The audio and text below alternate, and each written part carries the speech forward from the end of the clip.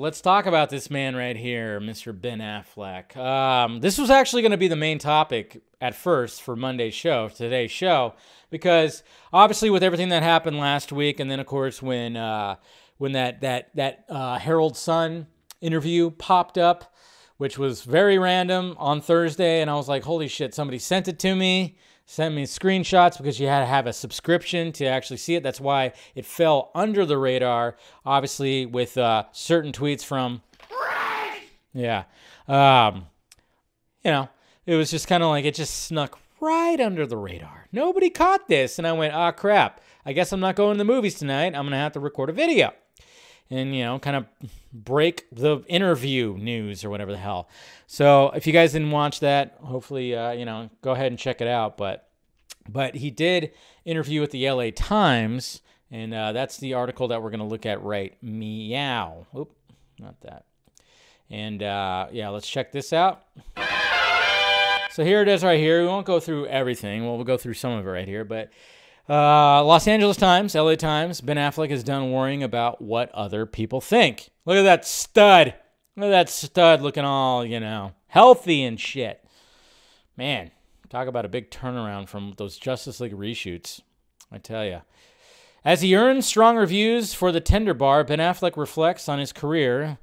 He loved The Last Duel, and Down's Justice League was the worst experience. Yeah, he talks about that. He talks about a lot of things, but obviously right here it starts talking about Batman feeling wrung out after his run as Batman in 2016's Batman vs. Superman Dawn of Justice and 2017's Justice League. Affleck has focused in the last few years on less splashy and more character-driven roles, delivering some of the strongest acting work in years. In early 2020, he had a well-received turn on an alcohol-high high school student basketball coach in the drama The No Way Back, which opened shortly after the COVID-19, yeah, which sucks. Now Affleck's co-starring in The Tender Bar. I still haven't watched it yet, but I hear so many great things. I'm going to watch it sometime this week, I think.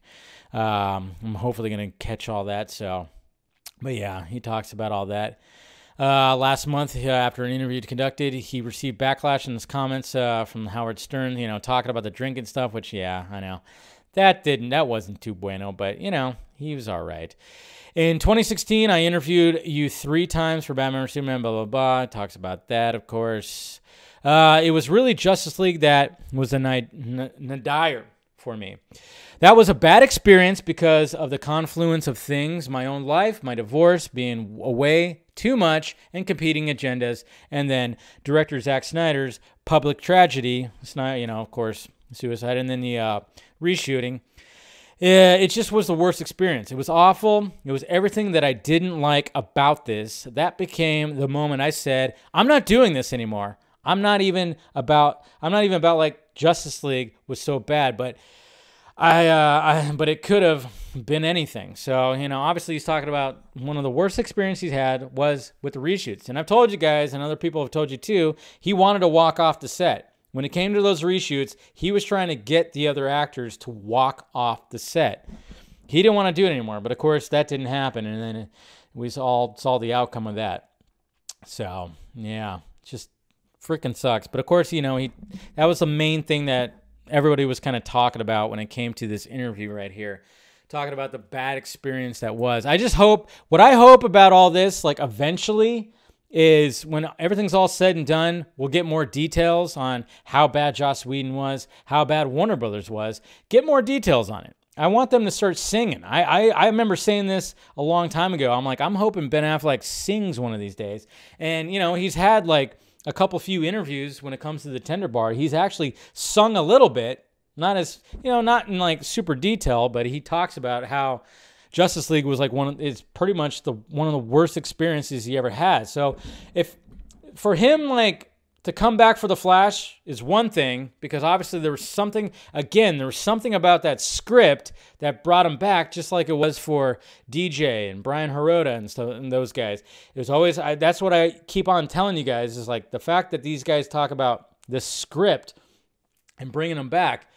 You know, we just you gotta blame Warner Brothers, Joss Whedon, those guys for him just not coming back to do any more for now. Again, for now. We got to remember that. And I know some people don't like the fact that when we're all talking about that Ben's going to be done after The Flash and blah, blah, blah. And I know there's some people that don't like that. But hey, as of right now, just listening to the man's words. That's it. That's it. But we never know what could happen. You never know what could happen. I'm always trying to be as optimistic as possible. But, you know, but at the time being, it just seems like right now, Ben is at a point where he just wants to walk away from these big, huge movies, and he just wants to do these character-driven stories. You know, when it comes to The Last Duel, when it comes to The Tender Bar, that's what he's mainly focused on right now. And then, of course, he still has his kids that, I mean, obviously his kids are still, some of them are still, you know, fairly young, so he wants to focus on being the best father he can. So, yeah. So, I mean, I wasn't going to go through, like, everything right here. I was mainly going to talk about, like, that and being the fact that Justice League was his worst experience, which sucks because it shouldn't have been. I'm sure like the initial shoot was a great experience. Probably was an absolute great experience. And then he even said right here, directing Batman is a good example. I looked at, let's see, I looked at it and I thought, I'm not going to be happy doing this. The person who does this should love it, which now Matt Reeves is doing it, and he's loving it. You're supposed to always want these things, and I probably would have loved doing it at 32 or something. See, he's taken into account that he's 49 years old. That's another thing, too. But it was the point where I started to realize it's not worth it. It's just a wonderful benefit of reorientating and recalibrating your priorities that once it started being more about the experience, I felt more at ease. And yeah, of course, talking about all that. But yeah, that was like another thing too when it talks about him directing the movie. And I've said it many times too. I was like, when it was announced that Matt Reeves was going to be directing, I thought, good, Ben doesn't need to have that burden.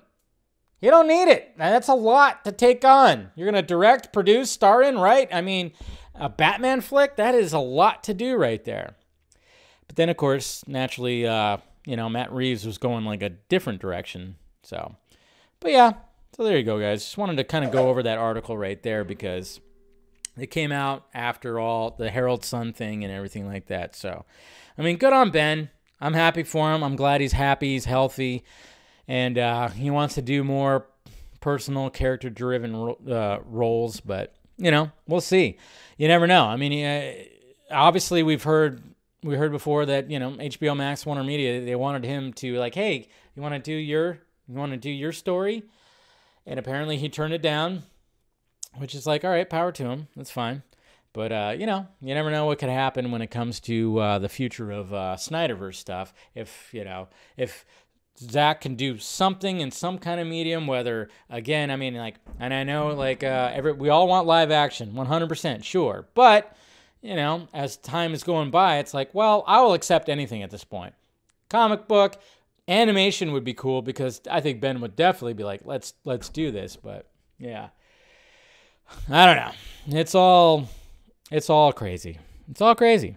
Dave Scoopers have said that Ben turning down the series was BS. Is that what they're saying? I don't know. Like I said, but I always knew that they wanted him back. So I always heard that Warner Media and those guys, they wanted him to come back. But I didn't hear about him turning it down. I didn't hear about that. I only heard that they wanted him. But, yeah, that's just my information right there. Yeah, whatever Zack wants to do, that's what it's all about. And right now, he wants to build new universes, and that's what he's doing right now. Okay? That's what he's doing right now. But, you know, still hope to see the conclusion of his story in some form. Whether, you know, I don't care. He could just, if Zack wants to just release his storyboard book that has the rest of what was going to happen with his Superman arc, I'll take that. I'll take that.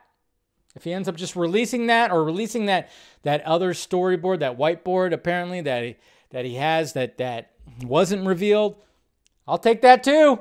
If that's all we're going to end up getting, I'll take something. Something. I'll take something. J-Lo is the key, right? I know, right? I know. Let's get her on the, you know, can we get persuade her to persuade him? No. I just like that Ben's healthy. He's looking good. He's sounding good. You know, everything about it. And I can't wait to watch the Tenenbaum. Yeah. There you go. Yeah, exactly. I don't want jail 2 or 3 movies. There you go. Go ahead and clip that out, and everybody can have fun with that if you want. No. Yeah. Who wants movies? Fuck. Live action Justice League 2 and 3? Nah. Screw that noise. Gross.